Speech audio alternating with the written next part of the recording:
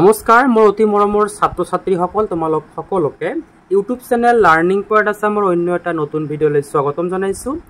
এই ভিডিঅ'টিত শংকৰদেৱ শিশু বিদ্যা নিকেতনৰ চতুৰ্থ শ্ৰেণীৰ ভাৰতী মৌখিক আৰু মানসিক যোগ্যতা কিতাপখনৰ অন্তৰ্গত অনুশীলনী ৭ এই অনুশীলনীটোত থকা যিমান কেইটা মৌখিকৰ প্ৰশ্ন আছে এই গোটেই কেইটা মৌখিকৰ প্ৰশ্ন আমি সমাধান কৰিম।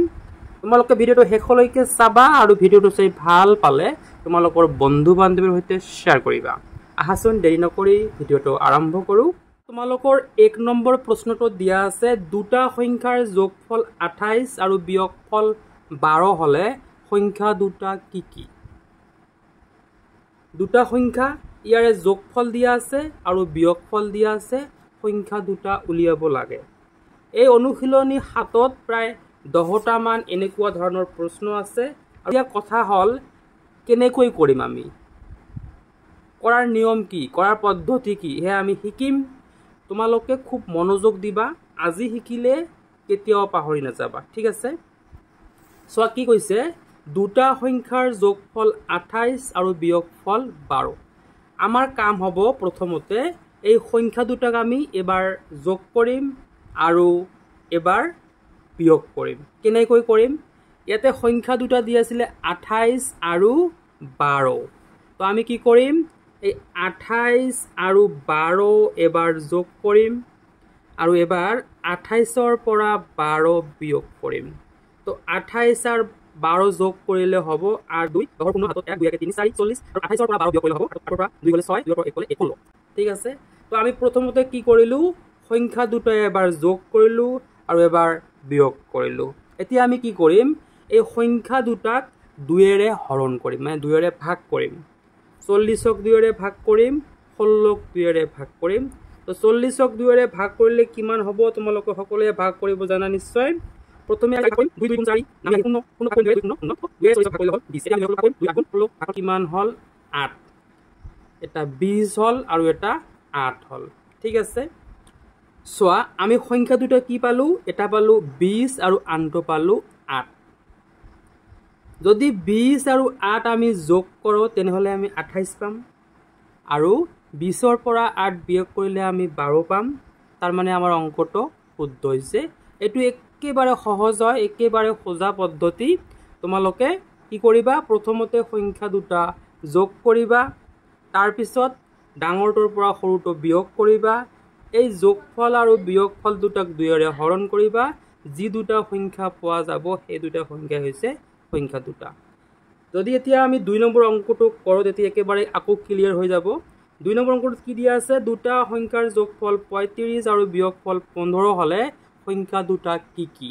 তো আমি প্ৰথমতে কি কৰিম, এই ৩৫ আৰু ১৫ এবাৰ যোগ কৰিম আৰু এবাৰ বিয়োগ কৰিম। চোৱা ৩৫ আৰু ১৫ যোগ কৰিম, ৫ ৫ ১০ৰ ০ হাতত ১ ৩ ১ ৪ ৫ আৰু কি কৰিম ৩৫ৰ পৰা ১৫ বিয়োগ কৰিম। ৫ৰ পৰা ৫ গ'লে ০, ৩ৰ পৰা ১ গ'লে ২।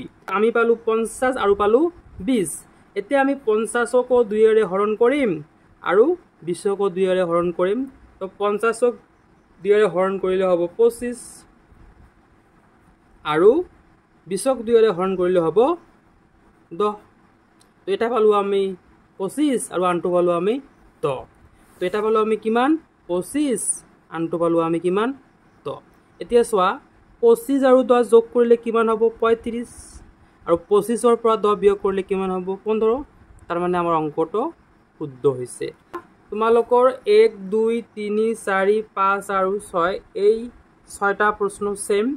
পিছৰ যি ৪টা প্ৰশ্ন আছে এইটো অলপ বেলেগ, বেছি নহয় অলপ বেলেগ। ইয়াৰে ৭ নম্বৰটো চোৱা, প্ৰশ্নটো পঢ়িলে বুজিব পাৰিবা। দুটা সংখ্যাৰ যোগফল ২৮ আৰু বিয়োগফল ৮ হ'লে ডাঙৰ সংখ্যাটো কি? একেবাৰে সহজ, আগৰটোৰ নিচিনাই। আমি প্ৰথমতে সংখ্যা দুটা যোগ কৰিম, তাৰপিছত বিয়োগ কৰিম, ২ৰে হৰণ কৰিম, গোটেইখিনিয়ে ছেম। ২৮ আৰু ৮ চোৱা, ২৮ আৰু ৮ আমি প্ৰথমতে যোগ কৰিম, তাৰপিছত বিয়োগ কৰিম।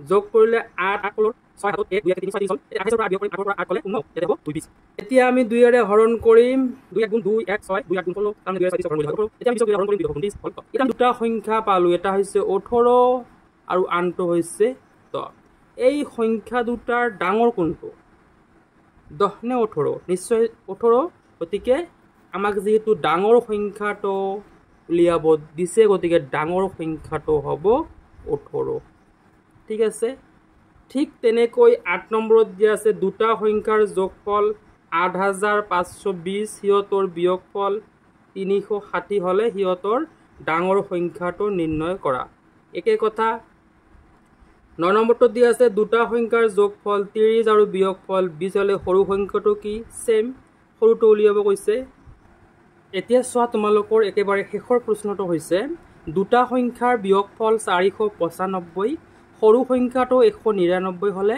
ডাঙৰ সংখ্যাটো কিমান ইয়াত কেৱল মাত্ৰ বিয়োগফল দিয়া আছে যোগফল দিয়া নাই এটো অলপ বেলেগ হ'ব ঠিক আছে তাৰ মানে প্ৰশ্নটো হৈছে কোনটো ডাঙৰ সংখ্যাৰ পৰা সৰু সংখ্যা 199 বিয়োগ কৰিলে বিয়োগফল 495 হয় এটো হৈছে প্ৰশ্ন তো আমি কেনেকৈ কৰিম এটো চোৱা ইয়াতে বিয়োগফল দিয়া আছে 495 আৰু সৰু সংখ্যাটো দিয়া আছে 199 যদি আমি এই সংখ্যা দুটা যোগ কৰো তেনেহলে আমি নিশ্চয় ডাঙৰ সংখ্যাটো পাম এতিয়া চোৱা 495 আৰু 199 হৈছে সৰু সংখ্যা আমি দুটো যোগ কৰো চাও কি হয় 694 এতিয়া চোৱা এই 694 পৰা যদি আমি 199 বিয়োগ